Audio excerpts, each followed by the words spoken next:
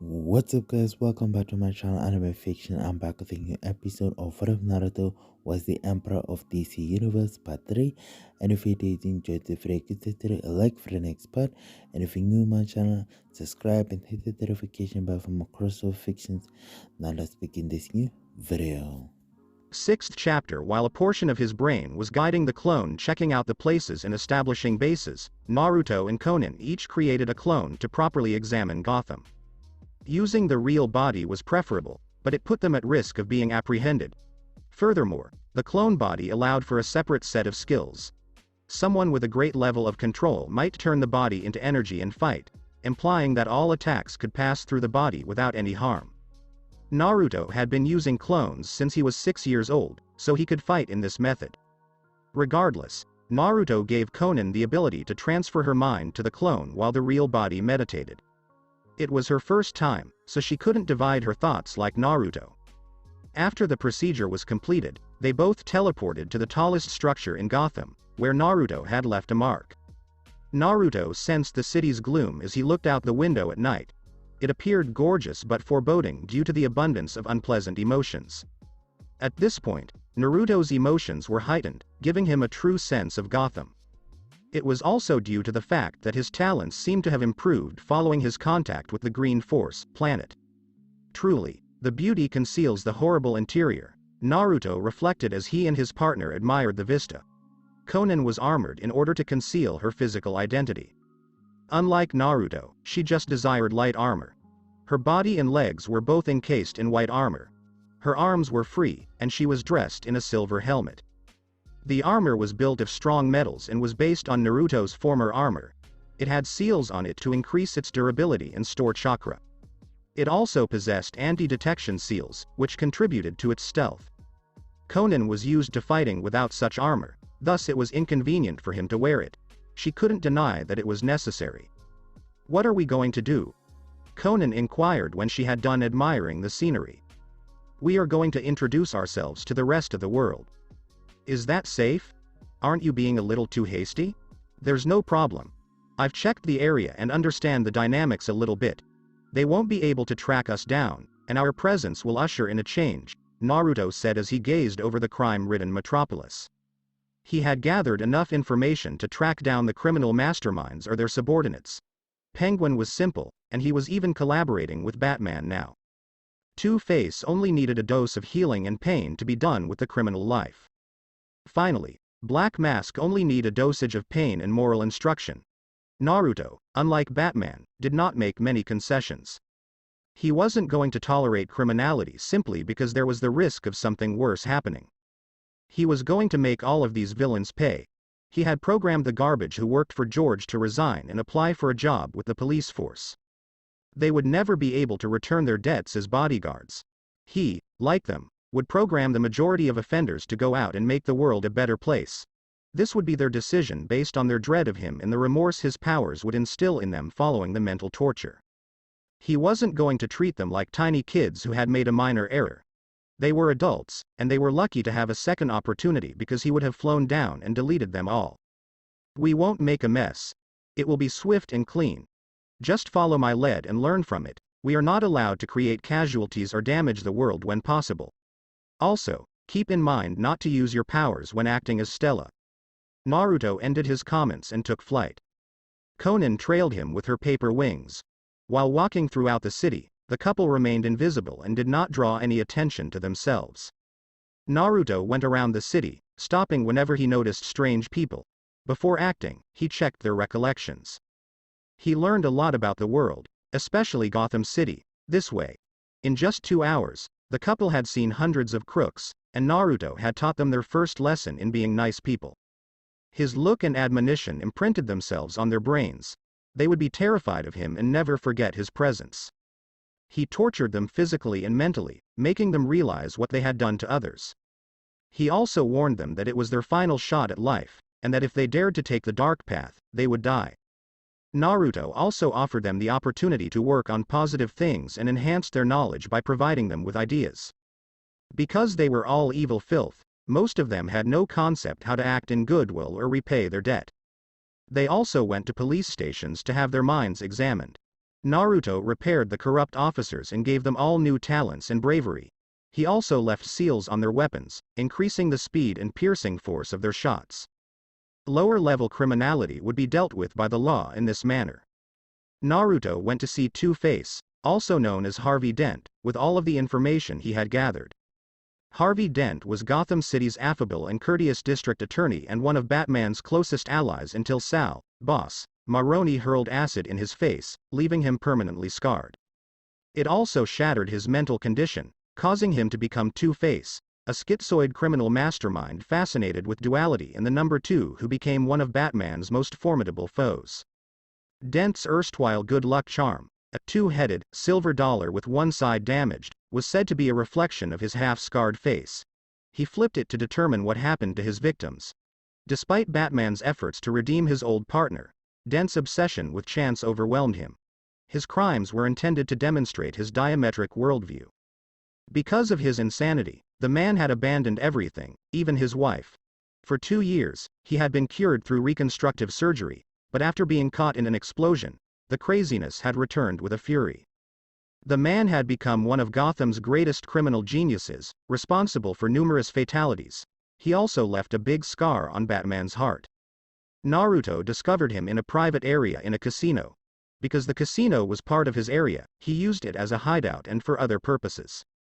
Harvey wasn't a seasoned fighter or a superhuman. He wasn't even a villain, just a lunatic. He had mental issues that kept his initial persona in check.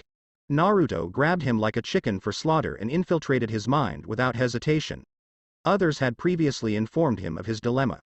Naruto didn't take long to demolish Harvey's bad character, leaving only the nice side. He filled Harvey with his chakra and completely cured him. Naruto instilled hope, bravery, and love in him, reminding him of all the happy times and people he cared for. After that, Naruto had a mental conversation with him. Naruto learned everything he could about Gotham and Harvey's gang while encouraging Harvey to do his best for the people. People needed a decent judge in court. Harvey was delivered to his residence, where his wife was waiting for him to return. He hadn't been there in 3 years, ever since the explosion and his dark side took over. After Harvey was taken care of, Naruto took care of the rest of his thugs and forced them to help the city. The casino became one of Naruto's assets, along with a slew of other money-making ventures controlled by criminals. The owners became members of his organization, and he used them for various tasks such as purchasing products and obtaining information for him. Some of these criminals were adept at gathering information, and Naruto recruited them to his information group. Naruto paid a visit to Penguin after finishing off with all of Harvey's thugs in Gotham.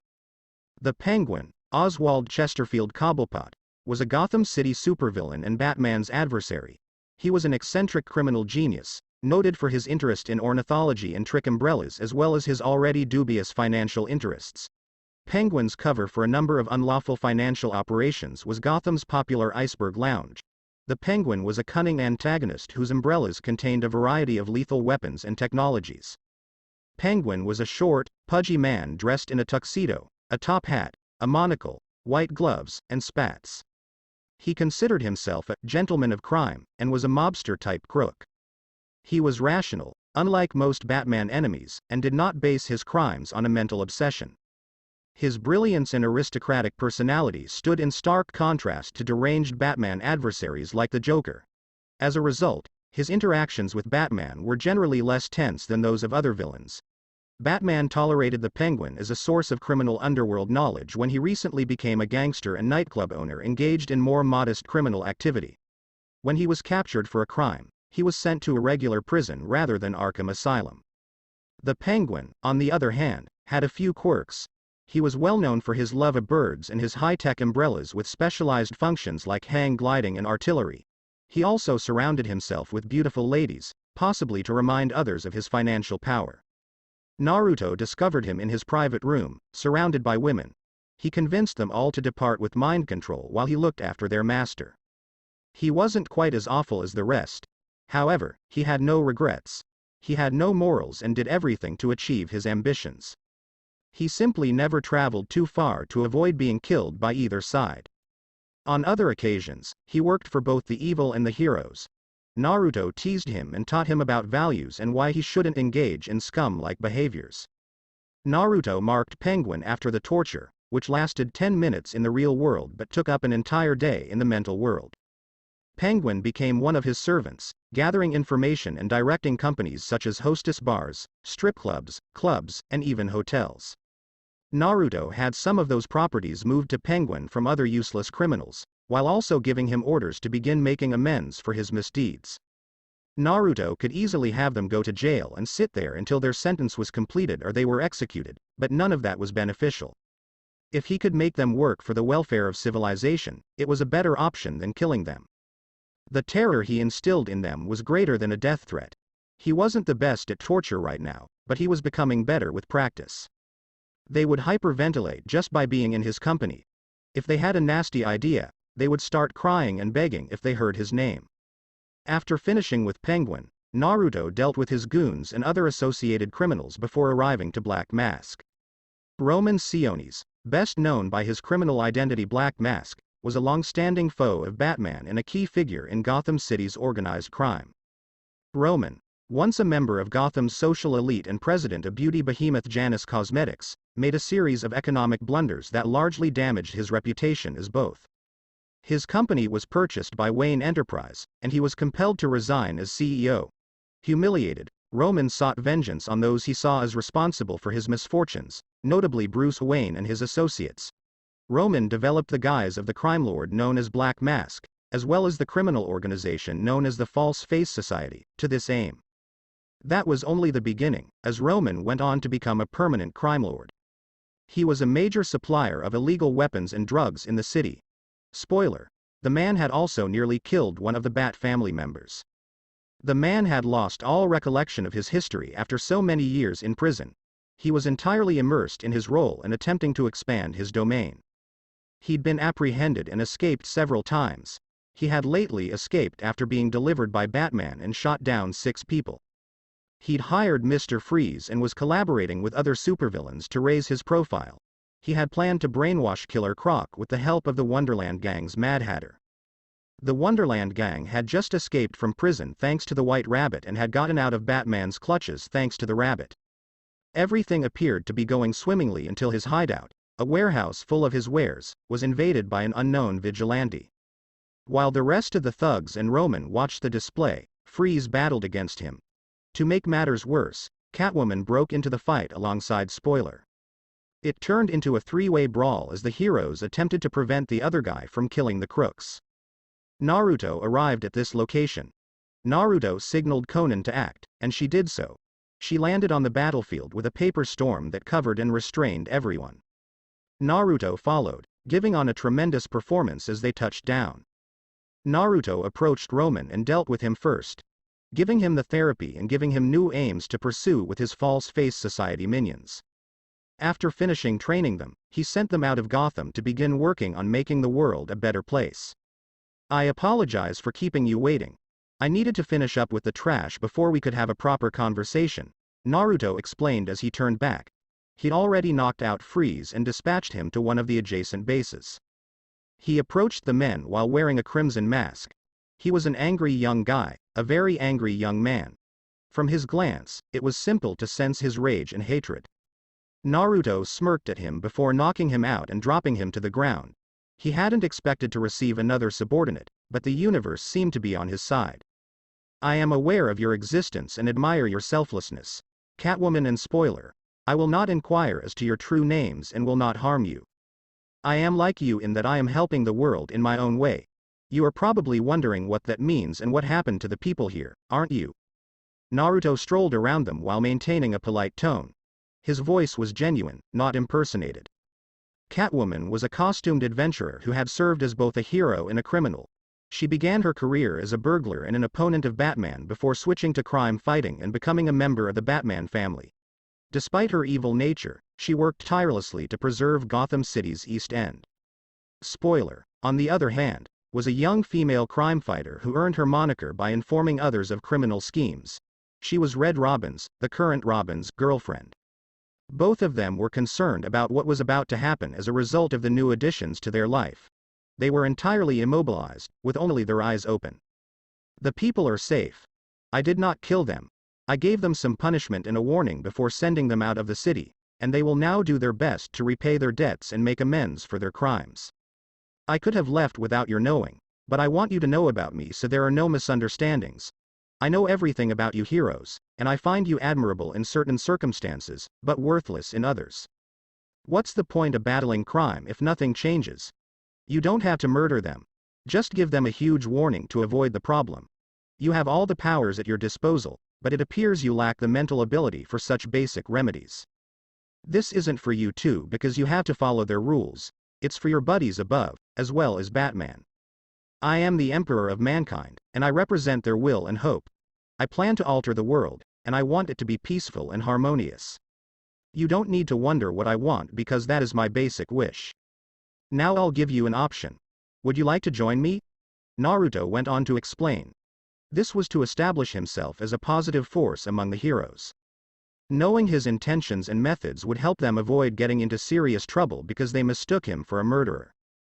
Naruto approached Catwoman and whispered into her ears. That Red Hood was Jason Todd.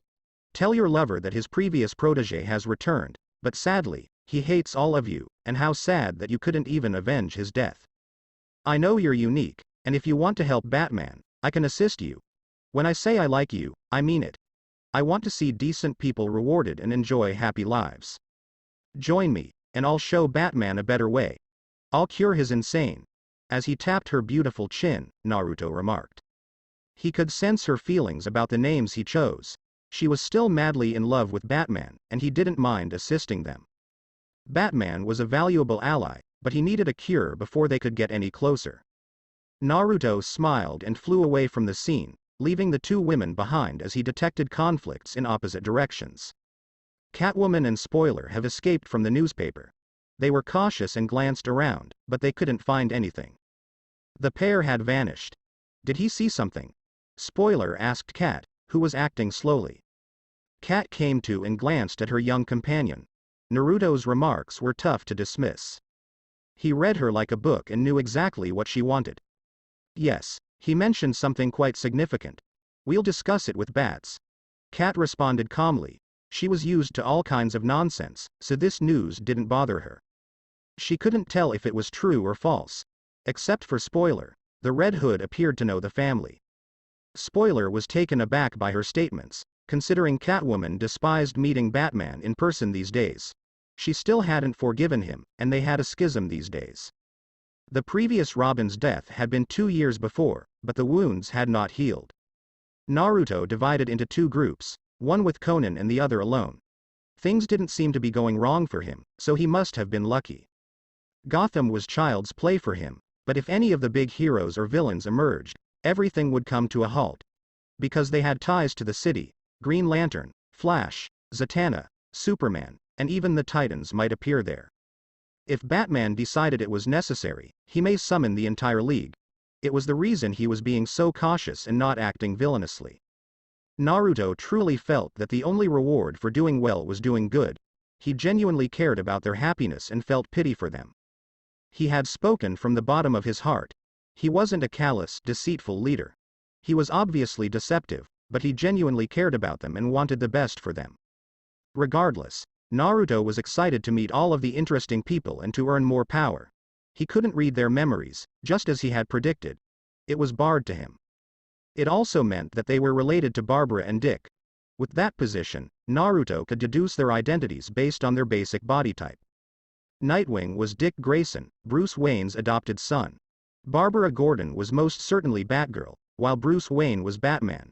It made logical given the man's many accomplishments and the fact that he was a genius with money to spare. Except for Jason Todd, who had been with the League of Shadows for 2 years, they were all safe. Naruto knew all of their identities from reading his memories, and it wasn't simply an educated guess. Leaving that behind, Naruto arrived near Wayne Enterprises' nuclear power facility, which supplied energy to Gotham City and other cities. 2 factions were at odds just inside the walls, and things were not looking good. Volcano and Firefly were collaborating to destroy Gotham City. Both of them had an obsessive preoccupation with fire and explosions.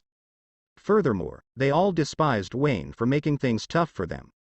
Volcano was a lovely young lady with red hair and orange eyes. She was a metahuman with fire powers. She was one of Superman's Metropolis villains who had recently escaped from prison after White Rabbit caused a mess. She despised the government for experimenting on her rather than treating her like a person and training her to control her alien abilities. She also despised the supers for impeding her progress. She intended for this explosion to cause them anguish as their companions vanished. Firefly, on the other hand, was a young man in his 20s who donned a gray flying battle costume outfitted with flamethrowers, bombs, and a flame sword. He was a pyromaniac who has burned down buildings for joy and profit. He set fire to businesses in order for the owners to conduct fraud and collect insurance money. Huntress and Black Bat, two of Gotham's expert fighters, faced off against these two villains. Black Bat was a slim young woman dressed in a skin-tight black skinsuit. Before taking on the name of Black Bat, she was one of the new Batgirls. Barbara was the first Batgirl and continued to go by that moniker, albeit she had chosen the name Oracle for a while. Naruto could tell from her appearance that she was an excellent fighter who could read her opponent's movements. Huntress wasn't bad either, displaying amazing crossbow skills. She was likewise a lovely lady with long black hair and blue eyes. Her costume, unlike Black Bat's, was exposing. Her outfit was purple and black, and her face was hidden under a mask that prevented facial recognition. Both heroes were doing fantastically well against the scary opponents, dodging strikes and leading them away from dangerous areas. Naruto could see they didn't require his assistance, but none of that mattered. Naruto flew down without more ado, releasing his invisibility. He had to do his task before some influential person chose to intervene. That was a possibility because it was a sensitive location. Naruto landed in the center, and everything around him moved at a glacial pace. He was moving at Mach 1500 at the time, while everyone else was barely moving at Mach 1. Naruto called a halt to the attacks and put the villains to sleep before reading their memories. Claire Selton was Volcana's real name. Claire Selton demonstrated pyrokinesis, the ability to create and control fire with her mind, as a teenager. Her parents sent her to Metropolis Center for Paranormal Studies to learn how to handle her power, but she was shortly kidnapped by government officials working on Project Firestorm. They intended to teach her to be a living weapon. She was given the secret name, Volcana, and was trained and indoctrinated by government operatives before rebelling and fleeing. Volcana, now a fugitive, survived the only way she knew how, by stealing. This piqued Superman's interest. He discovered the government agency and its rogue leader, Kurt, and forced it to close. Volcana was transported to an abandoned island where she might rearrange her life and turn over a fresh leaf. Volcana took advantage of Superman's visits to the island to flirt with him when he brought supplies.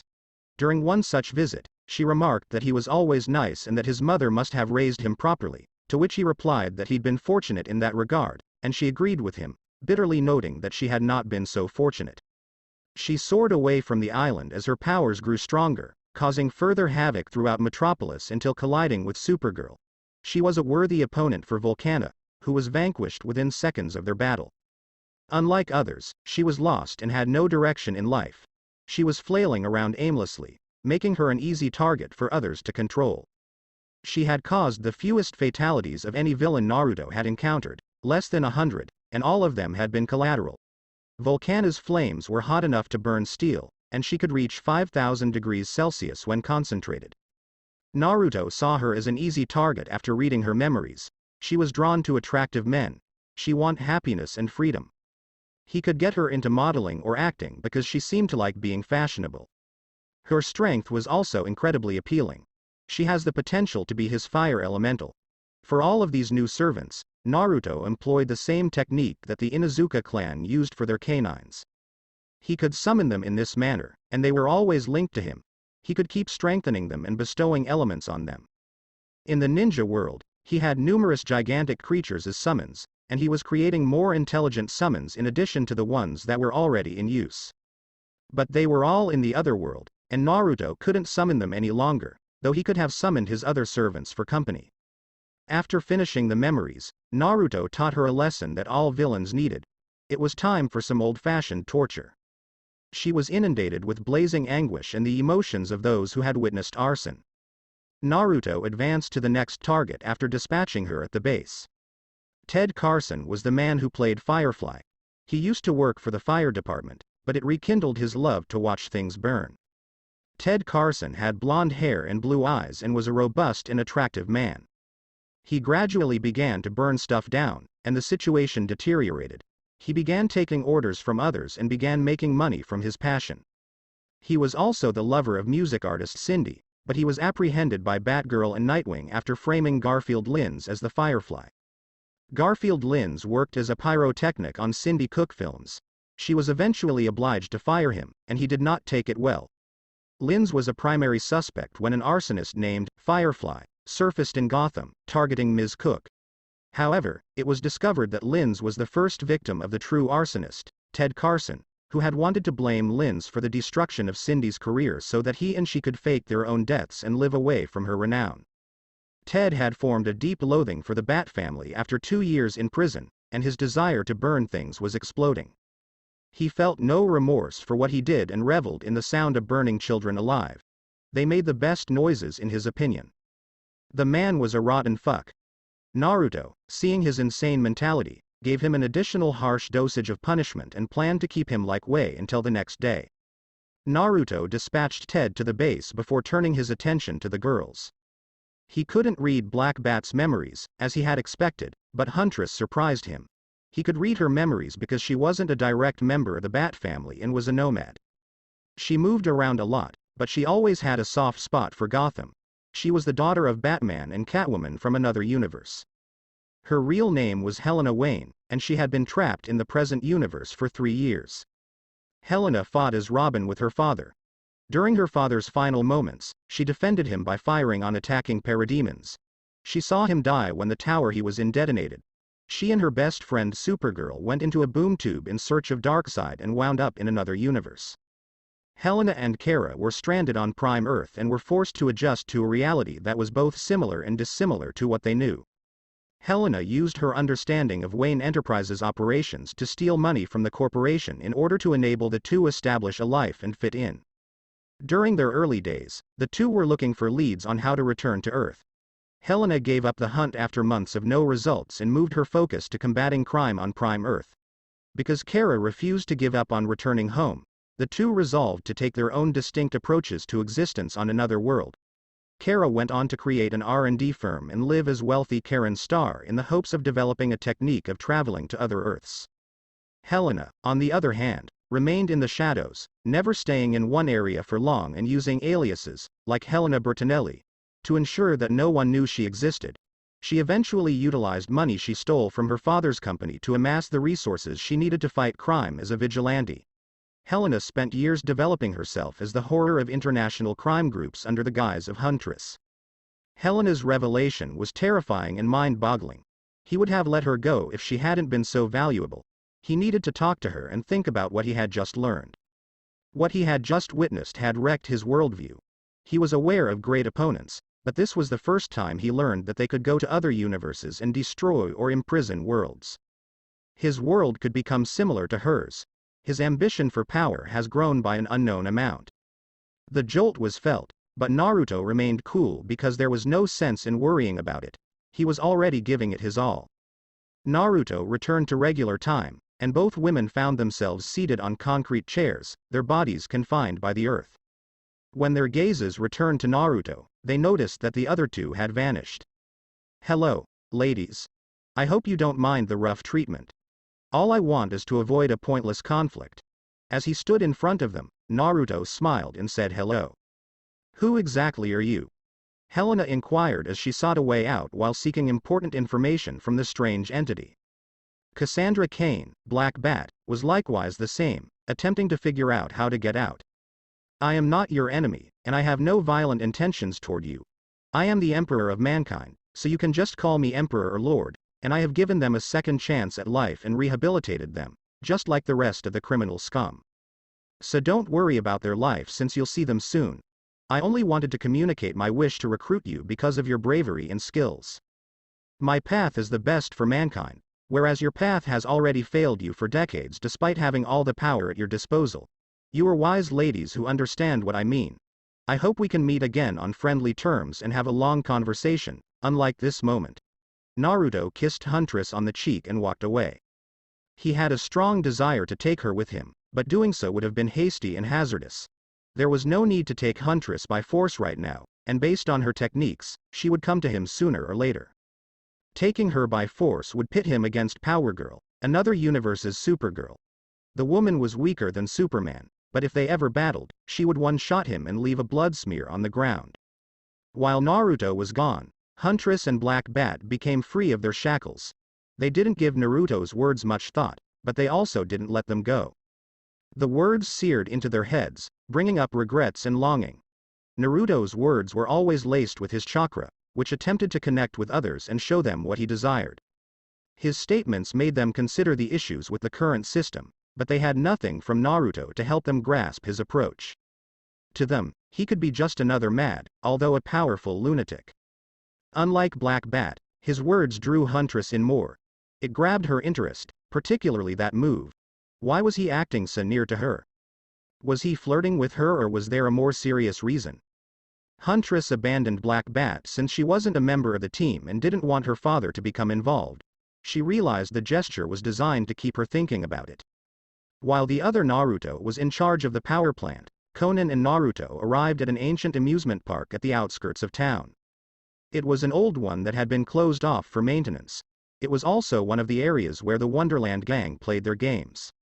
In the criminal underworld, it was known as Wonderland. The entire park has been renovated to reflect the Alice in Wonderland motif, making it an incredibly deadly place for invaders. The Wonderland gang was a group based on Lewis Carroll's renowned story Alice in Wonderland. It was commanded by a maniac named Mad Hatter, who had grown up infatuated with the story. It was one of the more recent gangs to emerge in the last 2 years, and they weren't very smart or strong. They were easily defeated, and most criminal masterminds would simply use them, not regard them as equals. However, they have recently received a boost. They were joined by White Rabbit, a mystery-disguised woman. Unlike the others, she was as elusive as a ghost, easily slipping through everyone. She'd been playing with the Bat family for months with no one catching her. She had busted criminals out of many prisons, causing the heroes to do additional work, and it only appeared to amuse her. She was still seated on the Ferris wheel, watching the struggle between the two forces below. Nightwing, Batgirl, and Batwoman were fighting the Wonderland gang. It appeared that Batman was elsewhere, which was understandable given his workload. The score was 8-3, with the gang having the home field edge, but they were still losing ground quickly. Naruto considered it and decided to create the Wonderland gang one of his hero teams. They could fight together because they were better than the typical goon. Except for White Rabbit, he didn't place much value on the gang. Naruto and Conan landed on the battlefield without hesitation. Naruto seized White Rabbit before he fell with her in his clutches. She appeared to be incredibly slippery, but Naruto froze her entirely with his chakra, while Conan immobilized the rest of them with a shower of paper. The woman in his grasp was absolutely irresistible, and she was well aware of it. White Rabbit had pink eyes and long white hair. She was dressed as a seductive white bunny. Naruto could detect pheromones emitted by her, which caused individuals to hallucinate and become eager to please the owner. Naruto was not distracted by such things, and her seductive abilities did not work on him. He began as normal and discovered that her real name was Jaina. Jaina Hudson was born to Tom Hudson, an American ambassador, and his wife, a Bollywood actress. The family relocated from India to Gotham City when he was 9 years old. She has since visited several private schools. Years later, Jaina worked as a charity event organizer and met Bruce Wayne during a relief gathering in Pakistan. They flirted with one another and decided to go on a date. However, Bruce's duties as Batman kept him from meeting Jaina, who was actually the White Rabbit. White Rabbit made her first criminal appearance during an Arkham Asylum breakout. Before fleeing into the hallways, she baited Batman and the Gotham City Police Department. It soon became evident that Batman had never seen the woman before, and he assigned Alfred Pennyworth to chase down and apprehend the other escapees. In response to a tip regarding the location of the Joker, Batman boarded a speeding train and encountered a slew of dead clown goons as well as the attractive White Rabbit. Batman pursued her for answers, but when he discovered her in a compartment, she was draped over the Joker. Batman and the Joker got into a battle, only for the clown to reveal himself to be Clayface in disguise. After the disclosure, Clayface slumped over and landed on Batman, effectively ending the fight. While the hero was stuck, White Rabbit sensually stroked his face as she planned to inject him with a hazardous super steroid, but she was interrupted by the Flash before she could do so. Later on, White Rabbit leads Batman into a fight with Scarecrow and Bane. White Rabbit escaped and returned to Jaina's house, where they merged into a single person. Jaina possessed bio-fission power. It gave her the ability to clone herself into two beings, herself and White Rabbit. This power induced physical changes in White Rabbit, such as lightening of her skin tone and whitening of her hair. Jaina and White Rabbit become fully independent individuals with their own personalities and perspectives after the duplication occurs. Jaina was a compassionate individual who was attempting to help Gotham City in her own way by eliminating criminals and influencing Batman to change. She had the perfect life and didn't need to do such things, but it was her love for the city and its people that drove her to do so. However, the White Rabbit persona was a mischievous B*TCH who enjoyed causing trouble for people. She did achieve her true purpose, but in an entirely different way. In some ways, White Rabbit was not a villain because she had never killed innocent bystanders. She has killed hundreds of criminal thugs. White Rabbit's stats were improved because to her ability. She had the ability to entice and control inferior beings. She could also control and transform bunnies. She has the ability to teleport short distances and pass through any block. Naruto had caught her because he was on another level of speed, and she hadn't even noticed him. Naruto sedated her and took her to the base. White Rabbit and Jaina can coexist endlessly, so he'll merely talk to Jaina later and tell her that White Rabbit will be serving from now on. Naruto returned to work on the remainder after completing The Woman. He read about Dumfrey Tweed and Deaver Tweed, two plump-looking guys. Tweedledee and Tweedledum were their other names. These two were chubby bald men. Dumfrey, the smart one, donned a top hat, while his cousin wore a helicopter cap. Deaver stole gems from a major business during their first crime in Gotham City, while his cousin Dumfrey looted a clothing store. When Batman and Robin discovered their hiding place, they apprehended Deaver and Dumfrey. Prior to joining the Wonderland gang, they had a successful criminal career. They were normal criminals looking for money and material possessions.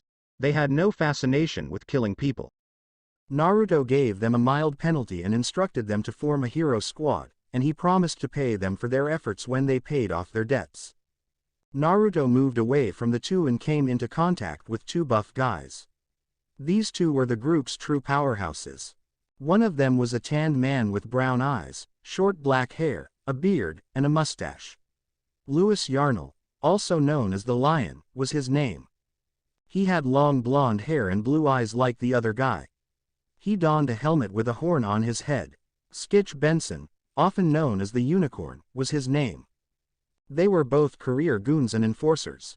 They joined the Wonderland gang after stealing $200,000 from the Empire Bank and because of their signature trademark, a stylized representation of the lion and unicorn. They were typical thug-like individuals who were in better shape and had more experience. They, too, had not committed much crime, but they had slain individuals just like the rest of them. Naruto first educated them before moving ahead. The next guy was also tall and buff. His hair was red, and his eyes were green. He was dressed in an orange and brown skin suit with a metallic face mask with two enormous tusks. Mo Bloom, also known as the Walrus, was the character. Mo Bloom was a black mask enforcer who was forced to find other labor when the man was apprehended. Mad Hatter recruited him to join their gang as one of their muscle. He was the most physically powerful of the group. He was your classic villain who had no place in the real world.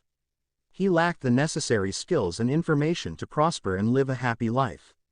As a result, he chose the criminal world, where he could make use of his stature and force. He had always been the bully and had grown up in gangs. This was only a job to him, and all he wanted was enough money to live a happy life later. He'd slain many people for the sake of others and had become accustomed to it. It no longer registered with him, and he carelessly pulled the trigger or broke people's heads. Naruto administered the same punishment and directives as the others before moving on to the next target. The next target was a lovely tanned lady with long black hair and green eyes. She was powerful and gorgeous. The majority of the villains and heroes appeared to be attractive. The woman was dressed in workshop gear and had power tools as her weapons. Jenna Duffy, also known as the Carpenter, was her name. Jenna Duffy was a pickpocket and con artist based in Keystone City who relocated to Gotham after attracting unwanted police attention. The Wonderland gang eventually recruited her. She took part in a bank robbery as part of the Wonderland gang and fought against Robin, who easily vanquished her. The police then arrested Duffy and the rest of the group. Duffy abandoned active villainy in favor of working as a carpenter. Though she tried some work in Keystone City, she returned to Gotham when that dried up, designing lairs for a number of supervillains, including the triad of Catwoman, Harley Quinn, and Poison Ivy. When they got free, the gang came hunting for her, and she joined them due to Mad Hatter's mind control implant. She wasn't a villain, she just wanted to make a life. She had transformed and was now only performing carpentry and architectural work. Naruto could see through her memories that she was attracting the attention of highly dangerous people and could easily be killed. He also needed the services of an architect because he was not an expert. Naruto removed the chip and returned her to his headquarters. She didn't need to be punished because she had already turned a new leaf and never participated in homicides. Finally, only the two primary characters remained. The March Hare and the Mad Hatter were the gang's mainstays, whereas the rest had joined later and weren't very close. Harriet Pratt was the March Hare. She was dressed in a sexual rabbit costume with shock-releasing black ears. Harriet Pratt was born in East London and raised there, where she met and fell in love with Lily Shaw. Harriet and Lily traveled to the United States as adults, seeking to start a fresh life. The duo made a living by stealing jewelry and other precious items until they were hired as escorts at a club owned by tycoon William Warren. One night, the pair went backstage and discovered a new white noise machine built by Warren that could manipulate people's brains. Harriet and Lily decided to steal the devices, but they were interrupted by the appearance of a weird tiny man. Warren's security was pursuing this weird individual. The man managed to flee, but the security shot both girls and left them for dead. Harriet was saved and nursed back to health by a little man who revealed himself to be Jervis Tetch, Batman's adversary known as the Mad Hatter. He told her that Warren had taken the devices from him and that he, like Harriet, desired vengeance on the businessman. Harriet eventually assumed the role of March Hare as part of Jervis's Wonderland-themed gang and assaulted Warren's building. Warren was away on business, so Jervis and Harriet murdered his entire crew and launched a criminal career together. She was a lovely young lady with blonde hair and blue eyes. She'd become accustomed to thieving and killing since beginning her job as March Hare. She was happy working with Mad Hatter and even liked him, so they were a pair. Naruto tortured her in retaliation for the deaths she had taken. Mad Hatter, the group's leader, was a little old man with red hair and blue eyes. He was dressed in a black suit with a top hat and walked with a cane. Tetch had no friends as a child because of his appearance. He had been a fan of Lewis Carroll's Alice in Wonderland, and, Through the Looking Glass, for his entire life, particularly the Mad Tea Party chapter. As an adult, he worked as a neurological scientist for Wayne Enterprises, where he devised circuitry that can manipulate minds. Ella Littleton ran a boarding home where Jervis lived. There, he met Ella's daughter, Connie Littleton, and her high school classmates. Connie became pregnant a few years later. Connie lied to her mother, claiming she had been raped by someone on her school's baseball team, fearing the reaction of her highly strict mother. Ella asked Tetch for assistance, persuading him that the Gotham Hawks were bad kids. Tetch agreed to utilize his mind control technique on a team member, forcing him to kill the other players with a pipe bomb. Tetch's role in the locker room bombing was not revealed until years later, despite the fact that it was his first known illegal act. Jervis lost his sanity at one time, and after becoming obsessive, delusional, and schizophrenic, he turned to crime, styling himself after the Mad Hatter, his favorite figure from Alice in Wonderland, and leveraging his great genius and mind control tech. He began kidnapped young girls to be Alice's in his tea parties before selling them into slavery, but he was caught and arrested by Batman. Jervis was declared mad by the courts and committed to Arkham Asylum. Despite his nice demeanor, Jervis was one of the asylum's most dangerous prisoners, capable of being pleasant one minute and violent the next. Jervis would try to befriend the other inmates by doing things like slipping a pet plant to poison ivy. Tetch, like the other rogues, escaped Arkham on several occasions. When Naruto realized the man was insane, he corrected his mind and let him to see things from a sane mind while also giving him the view from the other side. Despite his initial impressions, the man was intelligent and quite useful. Naruto intended to utilize the group as a backup team, but it appears that the Hatter has the potential to become a great hero. Naruto tortured them all and gave them the orders to become heroes right away. He boosted them above human level and cured all of their injuries. After he finished, the Mad Hatter grew taller and more muscular. Naruto dispatched them to the base in one of the ghost towns once the change was complete.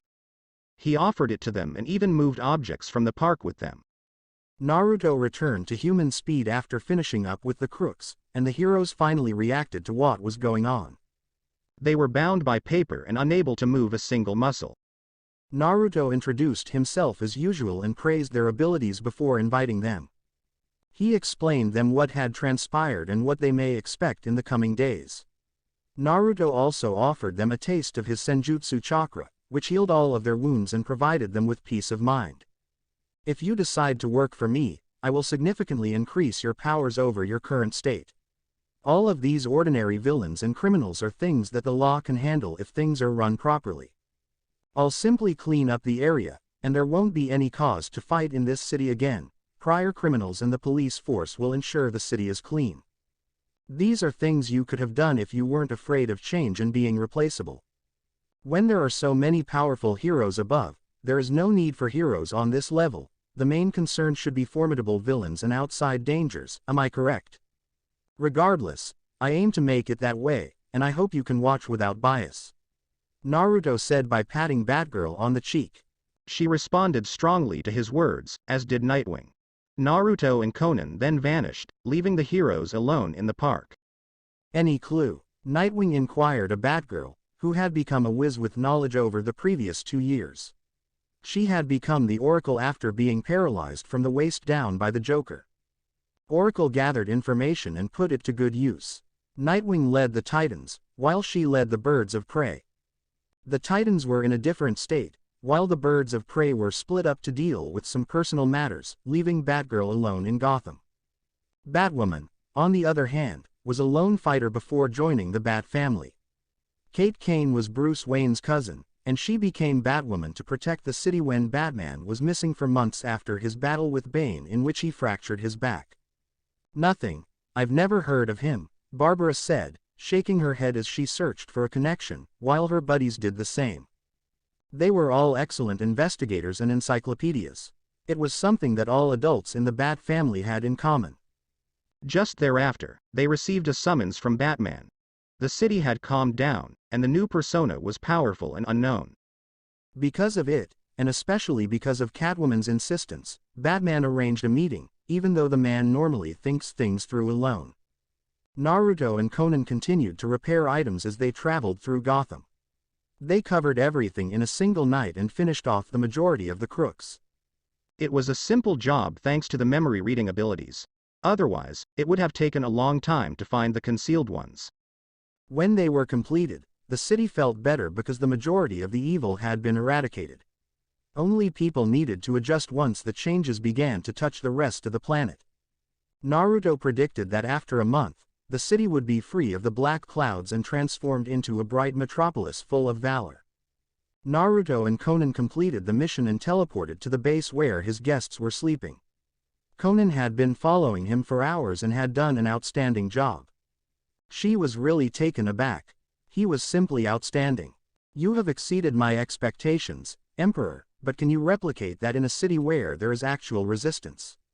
Conan asked as she followed him to the room where he had placed Mr. Freeze. The base was covered in flora, which shielded them from the outer world. Conan was impressed, but the reality of Akatsuki was that they had been in a hostile environment. They didn't have the delightful convenience of dealing with cities like Gotham since those towns would have hired formidable ninja to battle them, ruining all their work. Naruto recognized her concern, and he felt embarrassed by this simple act. It was a simple task.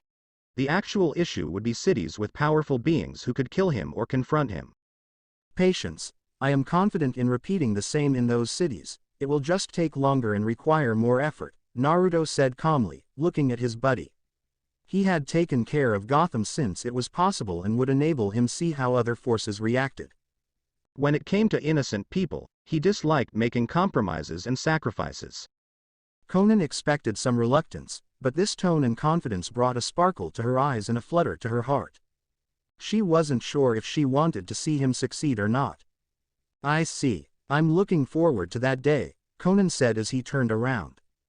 Thank you for your vote of confidence, Naruto said as he turned around and entered the room to find his new servant, while Conan explored the new headquarters. It was rudimentary and lacking equipment for the time being, but it was safe and cozy. Naruto entered the chamber, which had a temperature well below zero, and discovered his new servant, who was wearing his metallic suit, comatose in the middle of the room.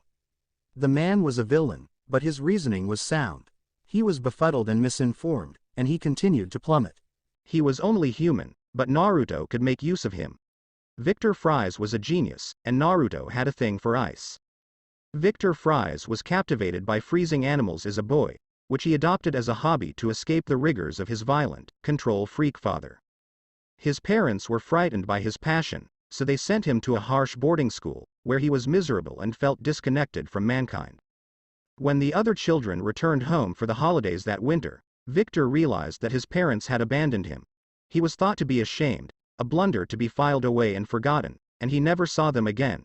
He thought he'd never feel a warm touch again at college, but then he met Nora, a gorgeous athlete with whom he fell deeply in love and eventually married. He went on to teach cryogenics at a nearby college. Nora later died as a result of a rare malignancy. Fries quit teaching and went to work for Goth Corp, a big drug corporation managed by the ruthless Ferris Boyle, in order to find a cure.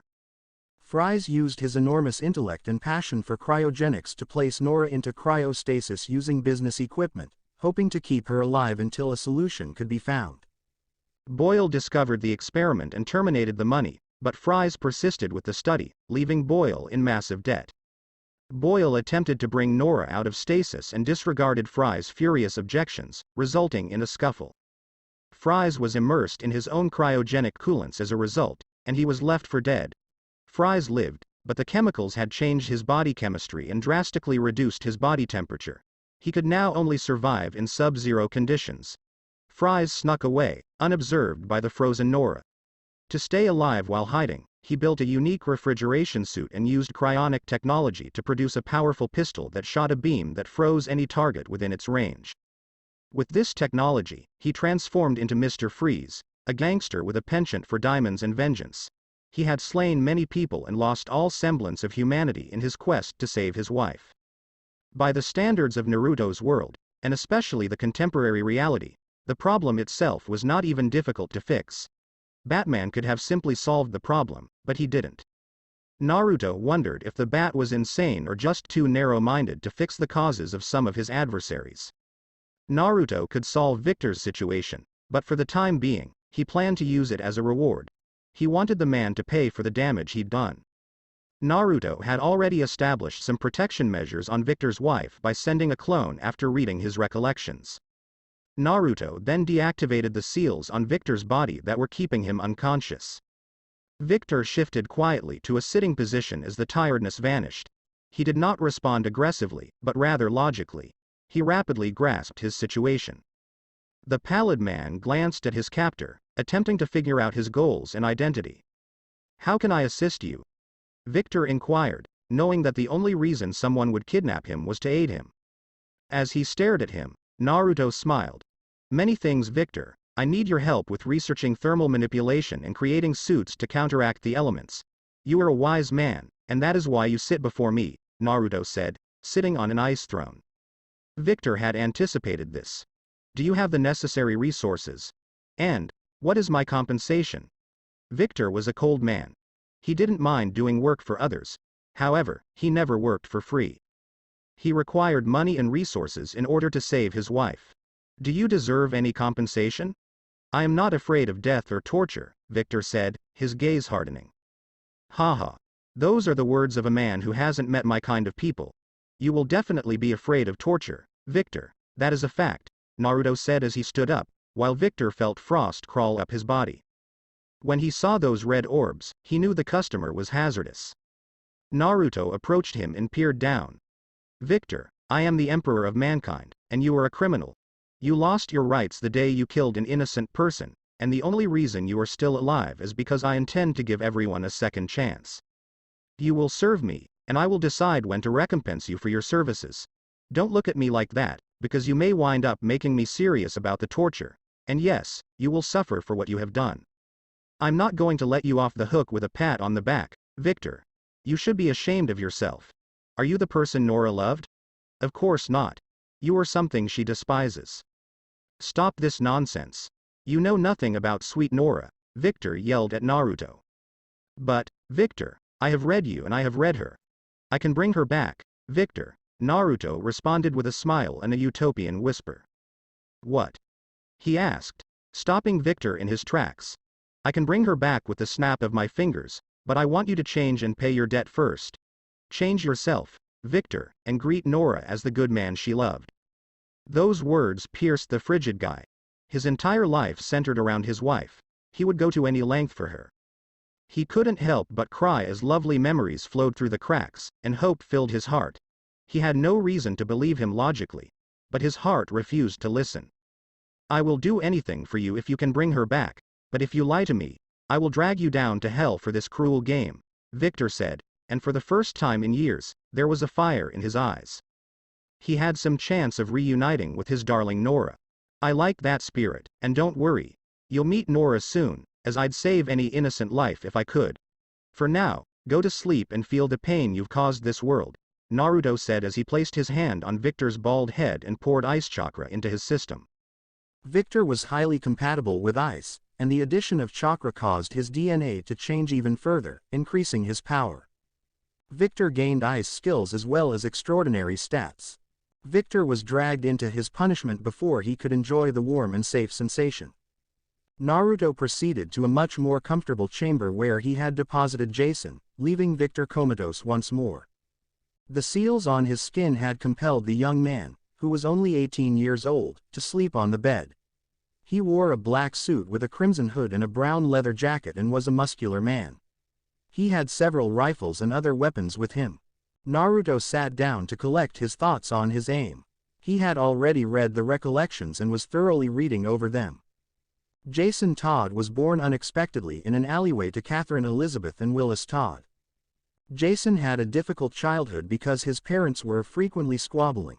His mother suffered from depression and drug addiction, and his father had been showing him the ropes of thievery and conning at an early age, which led to his getting into trouble. Jason's father once stole tickets to Halley's Circus from an elderly couple in a parking lot and took him to attend the show when he was a child. Jason had never seen Dick Grayson before and was completely taken with him. When Bruce Wayne returned to Gotham and started his career as Batman, one of his first objectives was to stop the Red Hood gang, led by Red Hood 1. Following this, Batman would face the Riddler in a battle that resulted in all of Gotham City's power being cut off just before a severe hurricane, thus devastating the city in what became known as the Zero Year. Jason Todd, a boy attempting to support his drug-addicted mother in Gotham's Park Row at the time, fought for survival as Gotham turned wild. When Jason's best buddy Chris offered him the mask of a murdered Red Hood gang member in exchange for joining the gang's resurrection and becoming who he wanted, Jason consented, naming himself Red Hood 4. Jason, wishing to be a hero, intervened in a confrontation between some gang members and a mystery woman named Talia al Ghul, who was investigating the Red Hood gang on the night of the group's resurrection.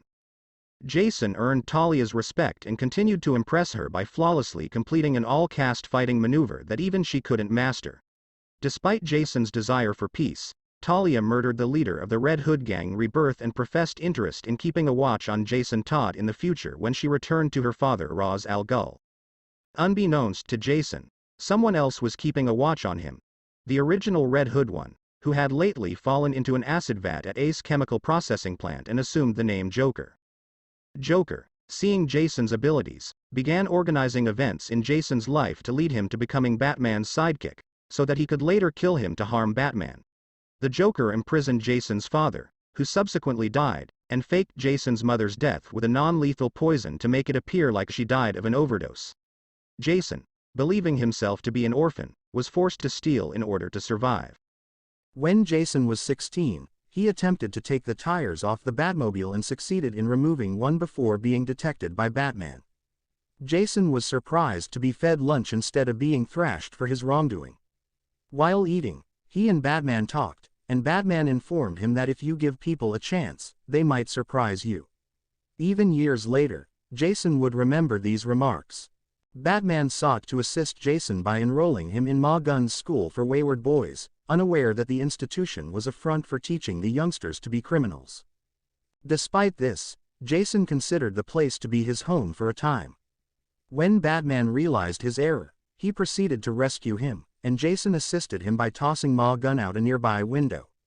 After this, Batman decided to take Jason in and train him to be the new Robin after his first one had progressed to a new title, which Jason happily accepted. Jason debuted as the second Boy Wonder after 6 months of hard training. Jason was desperate to live up to the heritage of Robin established by Dick Grayson, but it soon became clear that Jason was troubled. When Jason first met Barbara Gordon, the vigilante Batgirl, she broke down and told him he would never be able to replace Dick. He battled rashly, as though tormented by his father's memory. Jason was mentored by Nightwing in various martial arts and fighting techniques, and he met Roy Harper, who offered to be his buddy in the future if he needed one. Jason was placed on monitor duty owing to his disruptive conduct when he discovered a photograph of his mother Catherine, who was surprisingly alive. He used all of his abilities to sneak into the Middle East without notifying Batman, hoping to reconcile with his mother. Catherine was subsequently shown to be being blackmailed by the Joker and had lured her son there for him. Jason discovered that the Joker had planned the majority of his significant life events, after which he severely tortured and beat the youngster with a crowbar and abandoned him and Catherine to die at the hands of a time bomb after 6 months. Due to Jason's ability to hide his tracks, Batman came too late to save them and could only hold Jason's dying body in his arms. Jason was resurrected 6 months after his death and funeral. Talia al Ghul, who had been watching Jason since the 0 year, rescued him and utilized the Lazarus Pit to repair his body and mind. Talia then took Jason to Dukra, the ancient instructor of the All-Caste, a group of warrior monks, and pleaded with her to train the youngster. During this time, Jason developed a love interest in Dukra's daughter Essence. Dukra wanted Jason to let go of his rage and move on after finishing his training in the All-Caste, which included anger management. "One day your heart will shine brighter than the black fury inside of you," he said. "And it will be a lovely day." However, Jason believed that the only way to exact revenge on the Joker was to reject his newly acquired ideals and teachings. He later became a member of the League of Assassins and was trained by Bronze Tiger and Lady Shiva. However, he was dissatisfied with the fact that the gang was not interested in justice as he was, but only in self-gain, and he left them. Jason returned to Gotham as the gun-toting vigilante Red Hood, adopting the pseudonym employed by the Joker prior to becoming the Clown Prince of Crime. Jason returned with a vengeance to safeguard Gotham with his new brand of lethal justice. That was the narrative of the unfortunate young man who detested his former mentor and harbored a strong hatred for all evil, particularly the Joker. Naruto discovered the location of the League of Shadows headquarters through his memories. It was in a mysterious underground city in the Middle East. Naruto could see throughout Jason's life that he was an incredibly talented fighter who was only hindered by his lack of powers. Unlike others, he was driven by justice, therefore Naruto had cause to keep him close. His fury was an issue, but Naruto could deal with it. He was skilled at controlling his rage. He owed that ability to the Kyuubi. Naruto turned off the seals, but Jason remained still. For a few moments, the room was still and immobile until Naruto chose to speak. "I know you are awake, Jason." Naruto smiled, seeing himself doing something similar in a similar situation. Jason had been waiting for an opportunity to strike. Jason was surprised to find himself in an unfamiliar location. He recalls battling Black Mask and fighting his gang before waking up in an unknown location. He had no information on the enemy and wanted to see if he could find out anything, but the enemies seemed to know everything. Jason despised feeling helpless and helpless. He smoothly drew his firearms and fired at the armored target. The rifles in his arsenal were among the best available. The bullets were quick, had little recoil, and had a high penetration rate. The armor would be useless against bullets. He was, however, unlucky. All of the bullets bounced off the armor without leaving a single scratch, according to Jason. We're on the same side, Jason. I want to make the world a better place, and you can fight alongside me. Naruto rose and bridged the gap between them. Jason became frozen as a result of his hand on his shoulder. Except for his eyes and mouth, Jason felt as if his body would not move. Why should I believe you? Who the FCK are you? Jason scowled stubbornly, wishing he could pop those crimson eyes for enduring this humiliation. I am mankind's emperor. I stand in for their need for justice and leadership. I am here to lead humanity to a new frontier. In my decision-making, I am just and fair. Unlike the heroes, I am not afraid to murder when required. But, for the time being, I am giving folks second chances. The rest of the world is unfamiliar with me. Because they do not live by my rules, they have the opportunity to learn about it and make decisions about their future. I realize that sounds extremely naive. But I'm not a sentimental person. I make certain that each of these filth suffers before instilling dread in them. I am extremely convincing, with a 100% success rate. Naruto responded with a kind tone, showing Jason illusions of his activities. Jason witnessed Naruto tormenting and curing others' ill minds. He witnessed such people becoming unselfish, and when they did not, he witnessed explosions. It was a straightforward, ruthless method. Jason thought the idea was interesting, but he wasn't sure if it worked. He also didn't understand why he should believe Naruto. I have no reason to put my trust in you. Jason was curious. This was the first time he had been given with a remedy to the problem, yet he lacked trust. Stay at my side and keep an eye on my movements. Jason, I like you. I know everything about you, and I can guarantee you that we are not that dissimilar. My heart is racing for justice. But it isn't all. Jason, I will heal your father's illness. I'm going to make Batman kill and enjoy life to the fullest. Do you want that? Naruto smiled as he patted Jason on the back and let go. His statements were crisp and straight, cutting through Jason's shields. Jason's wrath returned as he heard Batman's name. Bruce had deceived him and treated a criminal scum better than him, in his opinion. He had considered Bruce to be his father, but it appears that his father saw him as nothing more than an employee. He loathed the man. He despised the man's decisions. He had to fight the impulse to make him unhappy by recalling his road of justice. He looks after you like a son. He is, nevertheless, broken. Batman, like the Joker, is a shattered man. He is fascinated and has descended into insanity. Do you think, Jason, that a genius like Batman couldn't have devised schemes to rid the world of evil? He can do it quickly. But that necessitates death, so he never did it. The man is terrified of people dying who are somehow connected to him. Why don't we try to fix him? He'll be the parent you've always wanted.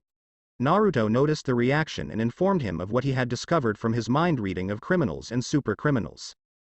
Naruto removed Jason's mask, revealing his face, before pouring his chakra into the young guy. Naruto's words hypnotized Jason and spoke to his deepest wants. No matter how badly Jason felt betrayed, he knew Batman would never kill. He'd been following the man for far too long. But he wanted the particular treatment and to know he was more important than those nameless people. The offer was too good to refuse, and with the chakra coursing through him, it was a done deal. He could feel the energy boost his stats. He was feeling at ease. He felt secure and at ease. As the golden energy invaded his body, all of his rage and misery vanished. He had been altered. He had been reborn. Naruto opted to bestow the magnetic affinity on Jason because he enjoyed using weapons. The affinity would endow him with minor lightning and earth powers.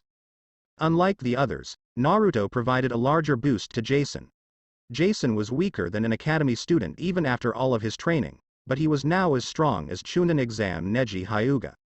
He could effortlessly lift 10 tons and travel at Mach 25. Naruto also taught him the fundamentals of his new stats and academy abilities such as transformation, substitution, clone illusion, earth wall, earth hand, lightning arrow, and basic magnetic control. All of these occurrences were unexpected by Jason. He had no idea Naruto would endow him with so much strength and wisdom. All of this was made possible by the Inuzuka clan's contribution and the research done on people who did not have chakra. else Naruto would not be able to offer people permanent power boosts at the moment. Are you sure you're sure about this? Jason inquired when the procedure was completed. He had to sit still for a few minutes to process what had happened, and he felt like a completely different person afterwards. I am always confident in my decisions. Jason, I have faith in you. Even if you do not follow me, you will use your abilities for good. But I hope you will stick by me and watch the world change. Wait a month and you will see your hometown entirely transformed. Gotham will no longer be a crime-ridden metropolis. Naruto responded to his question and began walking towards the entrance. Jason was intrigued yet a little hesitant. Even after the transformation, he felt better knowing Naruto wouldn't mind letting him go. Naruto could tell how Jason felt, and he was pleased with the outcome. It was always exciting to win. Jason walked alongside Naruto as they exited the room. The base was massive, covering an area larger than a football stadium. After a few moments, they entered the central chamber, where Jason encountered people he had never seen before. It was the meeting room, and Naruto had gathered his pawns to explain what was going on and who was on their side. It was done to avert a quarrel between them. Ivy Poison Croc Murderer Batting Man Clayface Mr. Freeze's Volcano Firefly the White Rabbit Carpenter Conan Naruto had created clones to communicate with the other new recruits while he was speaking with Jason and Victor. To be continued. That's it for this podcast. Thanks for listening to this video. I hope you all did enjoy this part of the story. Like, share, and subscribe for more. And thank you all for helping support. And have a great day.